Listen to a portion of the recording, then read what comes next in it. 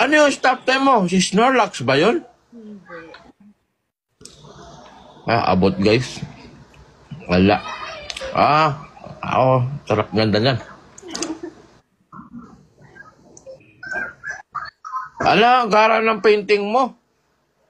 Bakit? Ganda niyan ah. Gusto mo makita siya sa personal. Hindi, pwede mo bang ilapit sa makita, kunin mo na. Parang mahilig ka kasi ako sa painting eh. Hindi ko alam kung natatanggal siya eh. Silipin mo muna kung... Hindi siya natatanggal. Hindi siya natatanggal. Hindi siya natatanggal. Hoy! Hindi siya... Huwag mo lang tanggalin. Bakit? Wag lang. Okay na,